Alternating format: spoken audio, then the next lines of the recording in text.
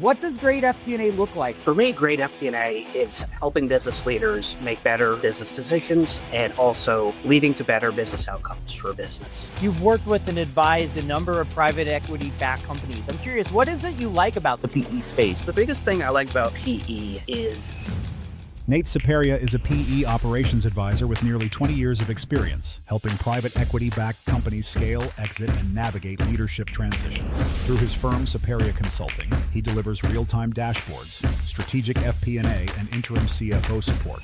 On your LinkedIn profile, you mentioned you focused on is consulting is around KPIs and setting targets for KPIs. And how does that work with the customer? So KPI is key performance indicator. Key performance indicator just indicates it's measurable. So you started your own consulting firm 6 months ago. How's it been so far? Starting your own firm is not going to ever be what you expect it to be. The biggest thing I've learned is This week's episode is brought to you by Corporate Finance Institute, CFI, the global leader in online corporate finance training and certifications. With CFI's FMVA program, you'll learn how to build three-statement models, perform DCF and comparable valuation, forecasting, and presenting insights with clarity. The exact skills you need to move your career forward.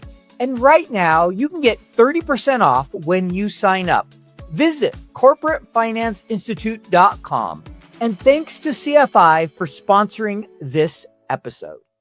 Hello, everyone. Welcome to FP&A Tomorrow, where we delve into the world of financial planning and analysis, examining its current state and future prospects. I'm your host, Paul Barnhurst, aka the FP&A guy, and I will be guiding you through the evolving landscape of FP&A. Each week, we're joined by thought leaders, industry experts, and practitioners who share their insights and experiences, helping us navigate today's complexities and tomorrow's uncertainties. Whether you're a seasoned professional or just starting your journey in FP&A, this show has something for everyone. This week, we're thrilled to be joined by Nate Saperia. Welcome to the show, Nate. Thanks, Paul. Thanks for having me. I'm really excited. I've been following you for a long time, so this is an exciting day for me. Well, good. I'm excited to have you on as well. I was grateful you reached out and, suggested that you had some ideas that you thought would make for a good show, because I'm always looking for great guests. So I'm really excited. First question I'm going to ask you, then we'll give you an opportunity to tell a little bit about yourself. What does great FP&A look like? What is great FP&A in your mind? For me, great FP&A is helping business leaders make better business decisions and also leading to better business outcomes for a business. There's a lot going on behind the scenes. We talk a lot about Excel, about Power BI, about data analysis, but all of that is for a purpose. It's to help a business. I like that. I like how you said it's all for a purpose, right? To help the business in the long term. So do you have an example maybe you could share where you've seen great FP&A in action, where you're like, wow, we really made a difference. We helped the business here. Yeah, so the example I'm going to give actually isn't a we example. I guess I can call it a we example, but I was brought into a client, a large consumer retailer, and this is where I've seen the best FP&A. The head of FP&A there, was she the most technical person I'd ever met? No. But what she had was she knew the business inside and out. She'd spent time in supply chain. She'd spent time in merchandising. At one point, she was the head of their transformation management office and then head of FP&A. So what that meant was she could talk to any business leader in the firm, understand where they were coming from and what her team needed to do in order to help those business leaders. The other part of what made her and her team great is the rest of her time, she didn't spend it in Excel. She spent it with her team, being a good leader, mentoring and coaching. So this was great FP&A. She was basically a go-between who could translate the needs of the business to her team, who are able to do the analysis to help the business. And that was great FP&A. Had the opportunity to advise them on something very specific. It was business intelligence. That's what they needed. That's what their team didn't have. But I wasn't the one providing great FP&A there. It was her and her team. That's great. You had the opportunity to observe that and recognize that. Sometimes it's not us doing it. Sometimes it's observing it from others. I've interviewed some people and I'm like, all right, I could tell they would have been a great boss to work for. They understand FP&A and like I can learn a lot from them. So I love that you shared an example where you learned from someone where you came in as a client. Can you tell our audience a little bit about your background, kind of what you've done and where you're at today? Let's start there. Yeah, so I've been in finance for about 20 years now, and I've played a lot of different roles. I studied financial economics in college and then went into economic consulting. All I knew is I liked data. I really like data. Economics had a lot of data, but it was very academic. So I went back to business school and then went into corporate finance. I had a stint at GE, a stint at Hess, and I finally realized I wanted to go smaller. I wanted to go growth stage. So I became head of FP&A at a VC-backed company. And I didn't really know what FP&A was before it. I came in as a capital markets role. Head of FP&A left, and they said, "Can you do this?" And I started, and they took credit. So I've spent a lot of time as head of FP&A, but also half of my career has been in consulting. The past 7 years that I worked at a firm called Accordion Partners, which advises private equity backed companies and their CFOs on all things finance related. For my first 3 years, I was on the strategic finance team there. And I think we'll probably get into talking about strategic finance Mhm. and what the differences are. But I advised clients for the first 3 years. My company, Accordion, was growing extremely rapidly. We're also private equity backed. So I raised my hand and said, "Look, we're advising our clients on this. Let's get this internal." So I moved to the role internally of head of FP&A. And I did that for 3 years, helped build out reporting, budgeting, planning, and eventually took the firm through its second private equity transaction 2 years ago, 2.5 years ago. Then finally last year, I moved back to advising clients. I worked in a lot of different industries, but decided I want to focus on professional services as an industry and started my own firm 6 months ago. Got it. Well, thank you for sharing a little bit of your background. And since you had a lot of private equity, we decided to go with the EBITDA hat because for some reason that seems to be all they talk about sometimes. EBITDA is our love language. It's funny, and I'll tell you this because I think it'll smile. I hated EBITDA when I started here because I started at American Express. American Express is a Warren Buffett company. He's the number one shareholder. You've heard what Warren has said about EBITDA, right? He absolutely despises it. So I kind of grew up like, why would you ever talk about EBITDA? And then my next company was private equity. And that's all we talked about. Then I started to realize, okay, there's a middle ground here. It has its benefits. I've never been a huge fan, but I get it. So it's always fun when I wear the shirt and get to have those EBITDA conversations because I know you've had probably more than you care to count. Yep.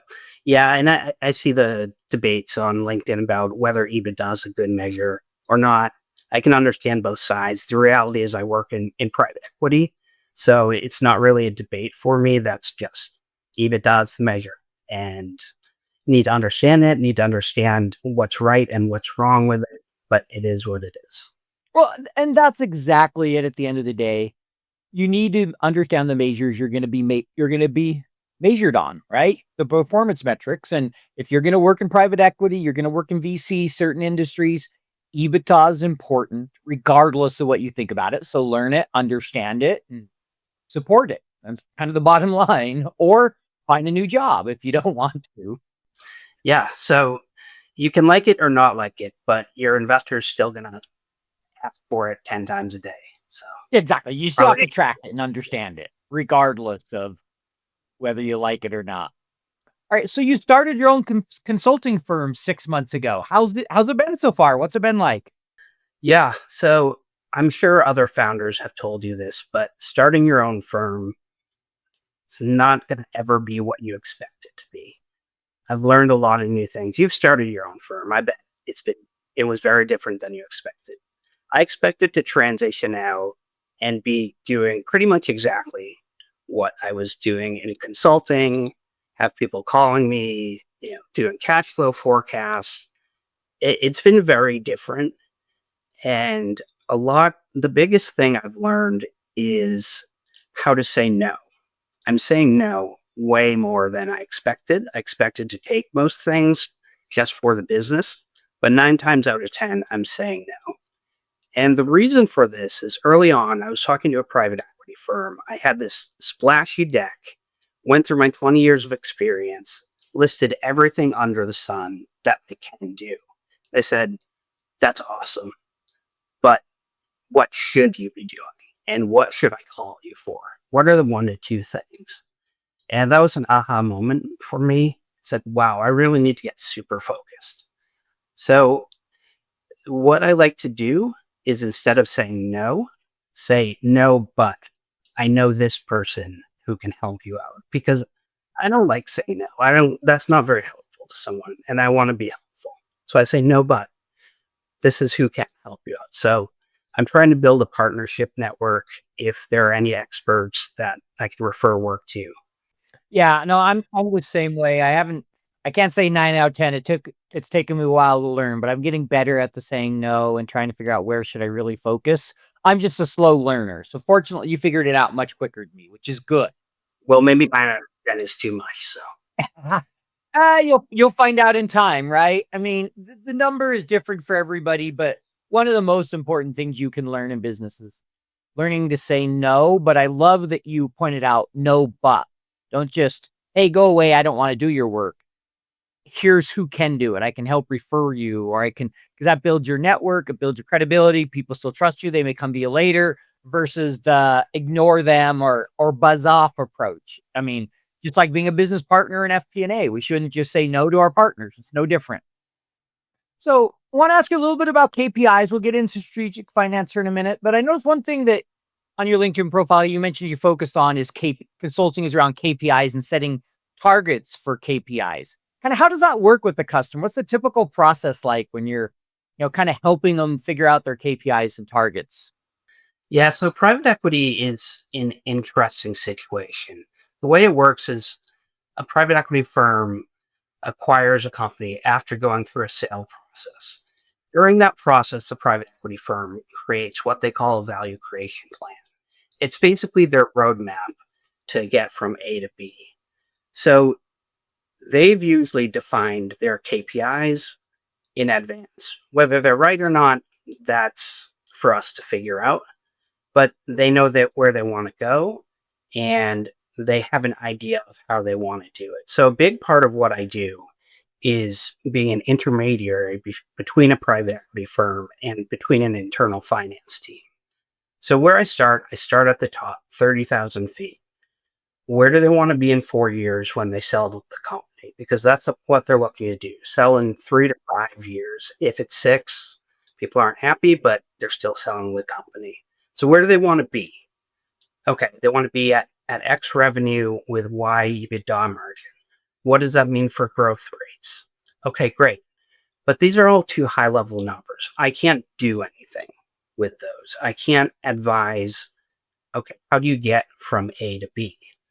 So then we need to start breaking it down into non-dollar metrics. For example, at a retailer, you got sales. Sales is a dollar number. But what does that actually mean? Sales are made up of orders, and orders have an average order value. So those are 2 KPIs in the selling tree for a retailer. Just to give an example. One thing I don't like about the term KPI, and I'm going to keep using the term KPI because no one would understand what I'm talking about if I made up my own term. So KPI is key performance indicator. But is that really what we want? We want a KPI to be both measurable and actionable. Key performance indicator just indicates it's measurable. It's like saying you're on the highway and the speed limit is 65, and you're looking at your dashboard and your speedometer is saying you're going 80. You say, wait, I need to slow down. And you just get a shrug that says, I'm indicating what your performance is. I don't know what you should do about it. There may not be anything you can do about it. So just performance indication isn't enough. It needs to be both measurable and actionable. You need to be able to advise the other business leaders that, okay, this KPI isn't where it should be. Not just it isn't where it should be, but these are the levers you can pull to get it where it should be. And that's all about what KPIs are for me. I really like that you mentioned the actionable part. I think we start to see that more and more people mentioning that. And it's why, in my mind, KPIs are usually operational in nature. Rarely are they financial, because financial are lagging. And if it's a month after the fact, it's really hard to be actionable. Or by the time you're actionable, you've suffered a lot more pain or you've missed out on a lot of benefit because you're responding after the fact versus having something that really helps you understand in the moment where you can take an action, right? Because if you see a trend upward and you're able to immediately adjust, maybe you pick up an extra, 100,000 of EBITDA or whatever the benefit might be, or $1 million of revenue. Yeah, for sure. That's exactly right. Yeah. And so that's usually where I advise people. Where would you advise someone's listening to this? Maybe they're in a PE or first kind of head of FP&A and they're trying to figure out KPIs. Any advice you would offer them? Like if you have to select them, what are some things you think about or maybe a framework you use to help guide you when you're doing that? Yeah. So I really like, I'm going to focus on revenue, and I really like selling trees. And the example I gave was for a retailer. Okay. So you have sales, but what does that really mean? It's number of orders and average order value. So as you said, those aren't exactly financial metrics. One is a number of units. The other is it has a dollar on it, but it's $1 per order. And that's something, $1 per order, you can say, okay, how am I going to increase the dollars per order? Can I bundle things together to increase dollars per order?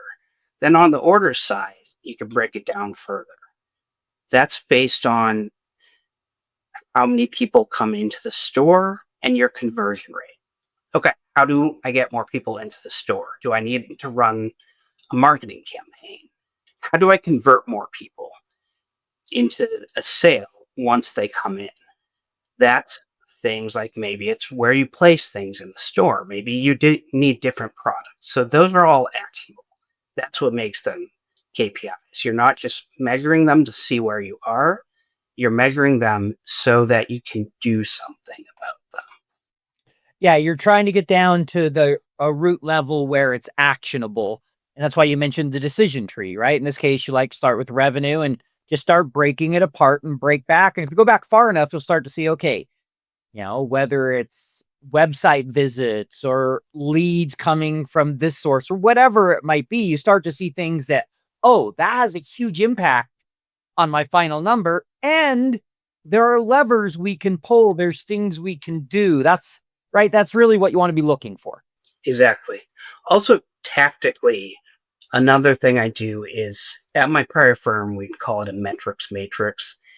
It's basically just write out every possible metric that this business could track and define them. Defining is a huge part of the equation. You get the business leaders in a room and ask them what an order is, and every single one of them will tell you something different about what an order is. How can you not agree on what an order is? A customer comes in, they place an order. But is it each item on that ticket? Is it a percentage that's being shipped later? So defining is another big part of that process. Then the last one is I really focus on dimensions, different ways that the metrics can be looked at, whether it's by customer type, by region. Time is a metric, like what quarter of the year. Time is a dimension. Any way you can slice and dice the data. And then you get your matrix. So you have this massive document, and you go through and you say which ones have the most impact and which ones can have levers attached to them that I can pull to cause an impact. That's what I do. I like that. It's a really good approach. Like I said, you build a big matrix, you define everything. Because like you said, everybody's going to have a slightly different definition. Anyone who's worked in FP&A for a long time has seen that. Then going through, and I love that last step, with each one of them, which ones are most important, and then which ones can I actually pull a lever on? Which one can I be actionable? Then you should have a list that you can pull. Okay, now what are the, main ones I want to measure? There's a reason it's key performance, not every performance metric. Yeah, that's an important distinction between KPI and metric. You probably still want to measure the metrics, and they may be helpful in understanding where you are. They're not key. Yeah, exactly. No, great advice there. So you've held several strategic finance roles. That's been the title. I think a lot of times there's a little bit of confusion in, what is a strategic finance role versus FP&A. So I'd love for your thoughts of how they might differ, a traditional FP&A role from a strategic finance, how you think about those two roles. Yeah, there's definitely a distinction, but I don't think the distinction is as large as what people think it is. So I'll break this into two parts. One is a true technical distinction. The other, I believe, is a perception distinction. Sure. So in my mind, the technical distinction is strategic finance usually has some corporate development or M&A or capital raising aspect to it, where that function is a leader in that process. FP&A is often involved in those types of activities, transactional work, but more as a support function. So in my mind, that's the only technical difference. I'm curious whether you can think of other technical differences. In most of the roles I've been in, they haven't carved out strategic finance. There's corp dev, there's FP&A. And someone from FP&A is helping with some. There might be a kind of like one of the companies I worked at, there's a chief of staff group that did a lot of the stuff that you'd call strategic finance. But I agree in general with what you've said there. Is the way to think of it is when you're more involved in that FP&A and more from a strategic standpoint, you're getting involved more in the, the fundraising. That tends to be a little bit more strategic finance than you traditionally see in FP&A. But that's partly why I ask is in the companies I've been in, we've never had a strategic finance role. Yeah. So the rest of it, I think, is just perception. Perception is of FP&A as doers, not as advisors. They're the ones, they build the budget, they model it out, they put together the reporting package, they put it together and pass it along. They do an analysis and pass it along. That is, in my mind, the perception distinction between the two. Whereas once you have strategic in the title, that means you're an advisor. You're not just doing, you're going in and going to the business leadership and saying, this is what I found, this is what you should do, or this is what you should think about. But that's purely a perception difference because good FP&A is doing exactly that. Yep. So most of it, other than the transactional difference, I think it's mostly perception. And good FP&A is basically strategic finance. We even started at my own firm. We started moving to calling it strategic financial planning and analysis and just strategic finance for short. The lines are extremely blurred, and I'm not sure there's really that much difference. Now, and that's helpful. And that's kind of how I felt about it. I had someone else who was going to come on the show and we never made it work and they wanted to talk about the difference. And to them, there was very much a big difference. And to others, like, no, it's really blurred. You see a lot of these software tools say your strategic finance platform instead of your, FP&A platform. And it's like, okay, it's still doing planning and analysis. And that's why you're like, okay, so that's why I was curious your perspective. Because like I said, I've never had a role that it's been titled strategic finance or seen it in the companies I've been in. It's kind of like in some areas you have FP&A that focuses on the reporting, the planning, and then you have what we call business decision support or business partnering if over in Europe, and they separate the roles. And some people are like, oh yeah, they have to be separate. They should be different roles. And I'm like, well, this depends on the company and the size and what works for you. I've been in both, right? You have there's different parts of FP&A. So I agree with you. It's very blurred, kind of like RevOps. Smaller companies, there's a lot of times where FP&A is doing revenue operations. There are times that completely different role, and it can get really blurred. And depending on who you ask, should it sit in sales? Should it sit in finance? There's not right answers to any of these things. No, for sure. And you make a great point about bigger companies. I get some of these distinctions at bigger companies. If you have 10,000 employees, you can't have a manager of FP&A who's putting together the model and then running the reporting and then advising, your chief people officer on what to do. You have to have business partners and you have to have the separation. I've even seen it. A good friend of mine runs financial analysis at an airline. And I was talking to him and I said, "You mean FP&A, financial planning analysis?" And he said, "No, financial analysis. We split the P and the A. I run financial analysis. My buddy over here runs financial planning. We work together a lot, but they're different functions." And, the bigger you get, the more you have to do that, for better or worse. If you're ready to take your finance career to the next level, this is your moment. Corporate Finance Institute, or CFI, is the global leader in online corporate finance certifications. Their FMVA program is built for professionals who want to move beyond theory and master the skills top finance teams actually use. With FMVA, you'll learn how to build robust three-statement models, perform DCF and comparable valuation analysis, create accurate forecasts, and communicate your insights clearly, using the same practical skills that top finance teams rely on to guide strategy and make better business decisions. Whether you're targeting a promotion, transitioning into FP&A, or aiming to stand out in a competitive job market, these are the qualifications that hiring managers are actively looking for. Over 2 million professionals worldwide trust CFI to gain skills, earn promotions, and advance their careers. And right now, you can do the same with 30% off any CFI plan.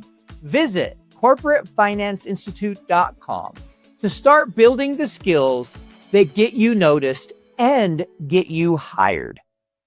Yeah, exactly. No, I worked for American Express, right? Big, huge company. And there was a lot of areas where we had to split it. You have to try to figure out what somebody can manage. And there's trade-offs to that. There's some things that are good about it, and there's some things that aren't. Just like with a small company, and when you're doing everything, you're doing FP&A and operations and janitorial sometimes. I mean, there's benefits and there's some really?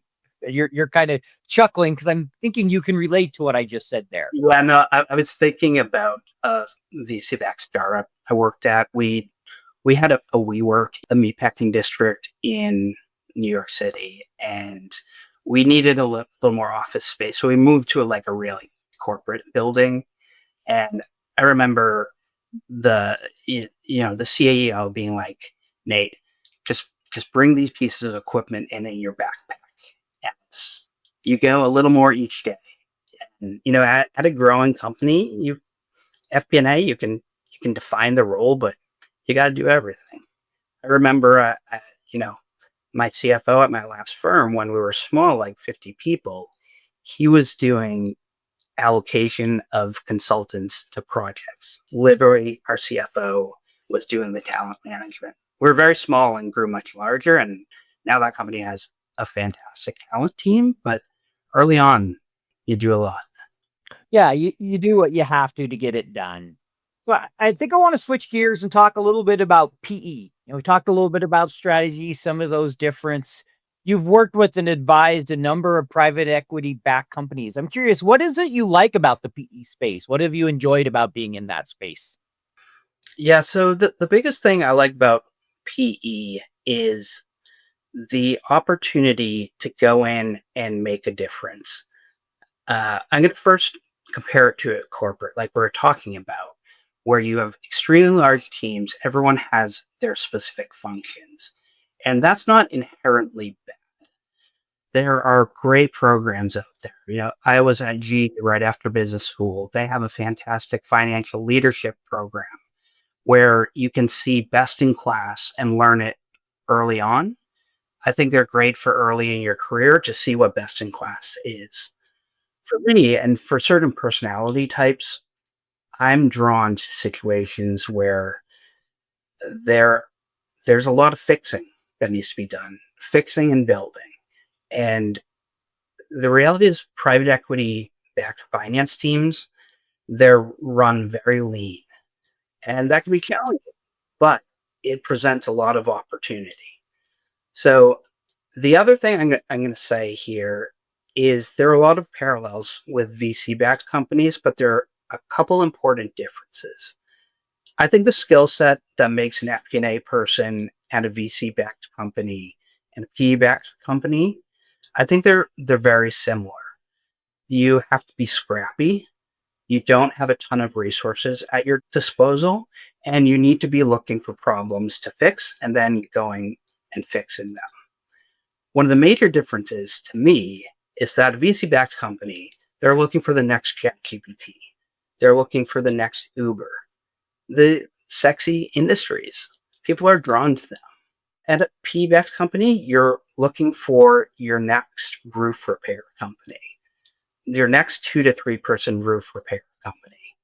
And if you're looking at pretty much doing the same work, either for the next ChatGPT or the next 3 person roofing company that you're going to bring in, and the compensation is the same, which one are most people going to choose? That's A roofing company? No, I'm kidding. Yeah, but that's exactly what private equity is. You have private equity investors getting super psyched up about rolling up these things like roofing companies, HVAC companies. They're not exciting to a lot of people, so people No, aren't. they're often not sexy. They're a roll-up play. Yeah, but that leaves a lot of white space. So you get a lot of FP&A talent drawn more towards VC, and that leaves a lot of opportunity open in the PE-backed world to come in as a very talented FP&A professional and really leave your mark on a company. You just have to get used to boring industry. Yeah, no, that makes a lot of sense. There's definitely some differences. So I'm curious, how have you seen FP&A typically work, like kind of structured? You mentioned runs really lean, but maybe a little bit more of what you've seen, at least in your experience working with PE back. Yeah, so I'll keep this to companies in, say, the 50 million to 250 million Sure. new range, which we call sort of middle market or a little bit down to lower middle market. So, of course, you have a CFO, and under that, you either have one VP of finance or you have 2 people directly below, a controller and a head of FP&A. That's more common in what I've seen, but sometimes roles will be combined into a VP of finance. Sure. Under the controller, you have a lot of accountants. Under the head of FP&A, you have a lot fewer people. You have, let's say, call it 2 to 3. It's tough to do a lot with 2 to 3 people. So this is where very resourceful, very scrappy talent can make a huge difference. If you get an associate, a manager who can both build Power BI models and also explain what the models are saying, that person becomes invaluable. There aren't a ton of those people, but when you get that right talent, it can really change the course of the finance team. I would agree with that. I know what you're talking about. They're the people you get that can be really good technically, whether it's, the Power BI, maybe some Python, they SQL, do things on that reporting side, but also still have the ability to really translate it, speak to the business and drive change. And I think we're seeing more and more of that. But that is when you get people that have that good mix, you want to hold on to them. Yeah, do everything you can to keep those people. And it's tough. There's a lot of turnover in private equity. I'll talk a bit more about private equity. The reality of the situation, and I'll do a VC comparison as well. In VC, your investors, they all have a small percentage interest in the company, and no one of them really has complete say over what the company does. In private equity, traditional private equity, a leverage buyout, investors taking more than 50% of the firm. So they have tremendous influence on what's going on day to day. And they're also extremely fast paced. The whole period that they're targeting is 3 to 5 years. So you should expect in a PE-backed environment to be working at a very fast pace and be making changes very quickly and regularly. So that can be exciting for a lot of people, and that can be overwhelming for a lot of people. And there's no right or wrong. It's really just, is that the right fit for you? And I love how you said, hey, is that the right fit for you? I've worked 2 PE companies. I've worked at a large company like American Express, and they're very different. There are similarities, but there are definitely differences, and you have to learn what is right for you. I learned a ton of, all of them, but in different ways. I can definitely relate to what you're talking about there. So reporting, I think often reporting can be quite different for PEs Yep. than, non-PE backed companies. So maybe talk a little bit about what you've seen for reporting and what someone should kind of expect if they come into a PE backed company on the reporting side. Yeah, you're gonna need to expect a lot of reporting, a lot more than you would expect in other environments. It's going to be 60-page monthly reports expected to produce, hopefully within a couple weeks after the month end. A 60-page report. You're not handing over your income statement, your balance sheet, and maybe your cash flow statement. Yeah, those are in there, but you have 57 other pages going through. Let's say we wish it were just the KPIs, but pretty much every metric that you can think of. Their P firms have become incredibly data intensive and data hungry, and that's what they're expecting out of their portfolio companies. So that's monthly. Quarterly, you're going to be doing a board report, which it's going to be a sprint. It's going to draw on a lot of the same metrics, but there are also going to be specific topics that require a lot of one-off analysis. You're probably going to have, let's call it a week and a half to do this on top of, you might be preparing the monthly report at the same time, or you might be in budget season. It's still expected. It's still part of your job. The last thing is sometimes you're even doing weekly reporting. Private equity, the reality is they put a lot of debt on businesses. If we're talking about a leveraged buyout versus Sure, a lot of the LBOs, there's going to be big interest payments. Yeah, for sure. And that puts a strain on cash. So you're probably going to be doing weekly cash flow forecasting. You need to update it every week. You need to review it with your CFO every week. You're probably not reporting it to the private equity firm every week unless you're in a cash strap situation, in which case you might be reporting it to them every day. But you're going to be updating it every week, and you're going to be talking to your CFO about it every week. The thing I like about 13-week cash flows, and here I'm talking about direct cash flows, is unlike an indirect cash flow, this aligns exactly to how the business functions. If you can build 13-week cash flow for your business, you know the business inside and out. You know your customers, you know who's making payments, who's not, you know what you're spending money on. You see those big interest outflows, and that's a little painful, but it means you really know your business. It doesn't mean you're just doing high level, how do I go from net income? Cash flow can be really important in PE, and I never had to deal with the cash flow as big enough PE that I worked, out supporting the business until, I wouldn't say cash flow, but we definitely had to get involved during COVID. We had to approve every single payment, kind of push it out as long as we could, try to negotiate. That's when, more than any time in my career, was all over cash flow. Yeah. So a very similar situation. Coincidentally, I moved internally at my last firm to head up FP&A in March of 2020. Complete coincidence. We'd said the motion in December of the prior year.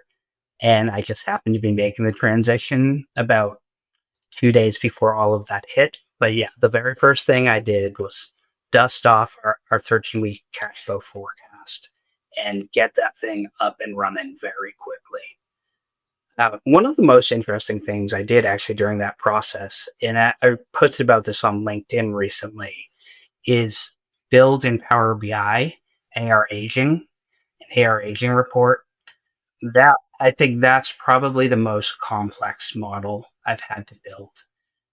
I posted recently because there are actually now some resources out there showing you how to do it and with some code. So I want to give it a shout out to the guys at SQL BI who put out great stuff. I don't know if you know them. Yeah, I'm familiar. I don't know the people, but I'm familiar with that site, and I know they put out a lot of great stuff. I do very little in BI now. I mean, I've used it in my career. MicroStrategy, Tableau, Domo, Power BI, and so I've written a little DAX and stuff, and I know how complex and challenging it can get the more complex that report is. So cash flow aging, three statements, a lot of those things they're harder to model than they are in Excel. It can be done, but it's not always easy. I actually, I wanted to touch on that for a little bit. You talk about FP&A resources, and you provide a ton of FP&A resources. That's something that I think is just so invaluable for our community. None of those things existed when I took my first FP&A role, and it was just figuring it out on my own. And my guess is you had a similar experience. It's so great that these communities are coming together and there are more resources out there because there just hasn't been much to help people understand, the function and get up to speed on the function. So thank you for what you do on that front. I appreciate that. I enjoy doing it. And I know I wish I had those resources when I started. I love the community we've built, the FP&A hub.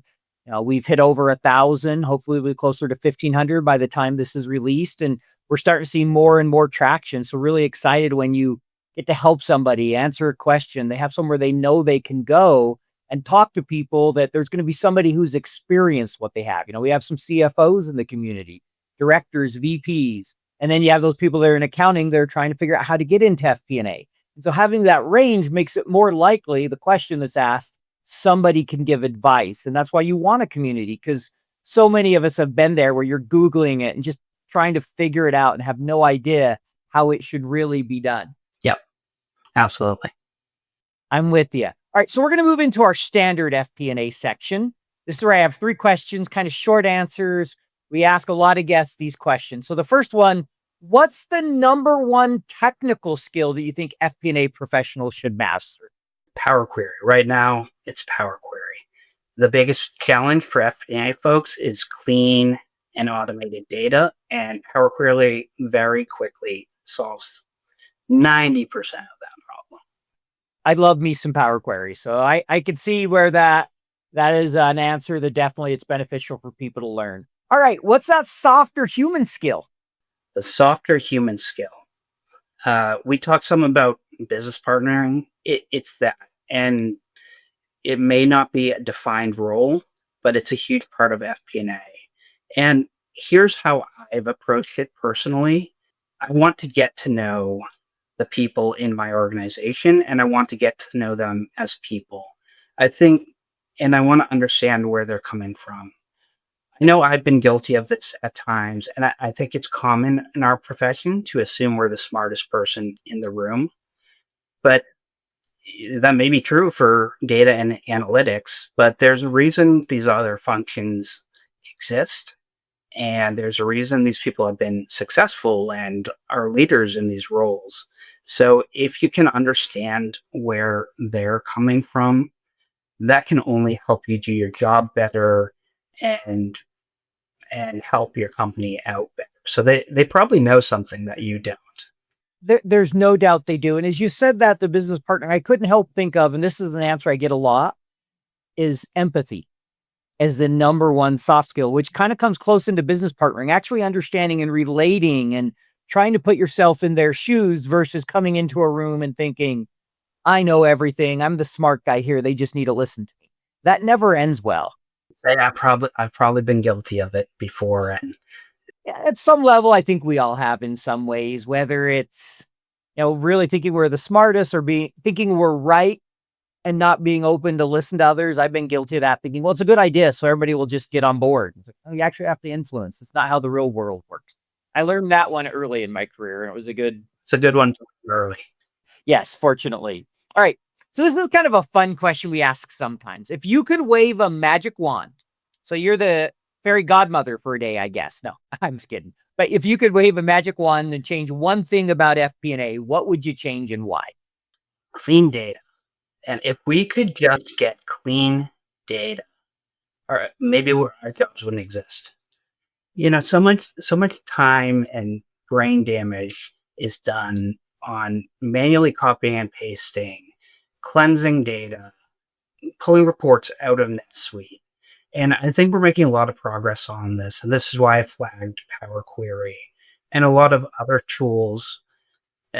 Once all this gets integrated and people don't have to spend their time automated, manually copying, pasting, cleansing in data, the profession is going to get really, really exciting because that's going to leave a lot of time for analysis and insights. Agreed. No, it's an exciting time when you think about that. So you're not the first one that's mentioned data. All right, now we're going to move into the get to know you section. I have just a couple questions where we'll get to know a little bit more about you. So if you could live in any other time of the history of the world, when would you live and why? Yeah. So I have to think about this one a little bit. There's so many times in the history of the world, but I've always pictured myself living in the 1950s. And maybe I've just watched too many either sitcoms or TV shows that, romanticize the 1950s, but it seemed like the the high point of raising a family during a time where you could walk down the street. And yeah, I think it's probably too many TV shows romanticizing the time. There was obviously quite a lot of volatility in the 60s and 70s, but throughout that time they also had a lot of fun, like Woodstock happened then. So growing up early in the 50s and then living through that time, even if it was volatile. And I like it. That would be an interesting time, particularly the 50s. I know what you mean by the romanticization and then the volatility of the 60s and 70s. So I was born in the 70s, so I can't say I really experienced late 70s. So I can't say I experienced that. All right. If you could do anything else for a career, so if you could pick any other career in the world, what would you do? I've gone back and forth on this one. I've asked myself the question before. The easy answer is economist. I almost was an economist, but I backed out because the math got too advanced for me. So I'm not supposed to say that as an FP&A guy, but it was some really serious math. And I said, wait, I'm sure there was something more practical than this. I'm giving two answers. I hope that's okay. That's all right. The second one is a psychologist, because I'd love to learn how other people think. And that's really what a psychologist does, right? If I get into people's minds, that would just be amazing for me. It doesn't necessarily come naturally for me. So it would be super interesting to learn that skill set. Got it. That would be pretty cool. All right. Well, I think this is a good spot for us to go ahead and wrap up. We've been going for a while here. So we like to ask pretty much every guest this question. If you could offer one piece of advice to our audience to be a better FP&A business partner, what's the advice you're going to give? The advice I would give is, before you give advice, listen to what others are saying and try and, even if you disagree, try and understand the reasons they might be saying it and whether there may actually be some validity to it. Got it. Thank you. And if someone wants to learn more about you or get in touch, I know you run your own business, you're active on LinkedIn, but what's the best ways for somebody to reach out and connect with you? Yeah, so I do spend a lot of time on LinkedIn. So if you send me a LinkedIn DM, I'll probably see it within a minute at least. That's definitely the best way to get in touch. Perfect. So if anyone wants to learn more about you, what you do, we'll also put some links in the show notes so people can find you on LinkedIn or see your website, whatever you want there. And thank you so much for joining me. It was great chatting with you today, Nate, and appreciate you coming on the show. Thanks for having me, Paul. It was really great. I enjoyed it. Good. Thank you. Thanks for listening to FP&A Tomorrow. If you enjoyed the show, please leave us a 5-star rating and a review on your podcast platform of choice. This allows us to continue to bring you great guests from around the globe.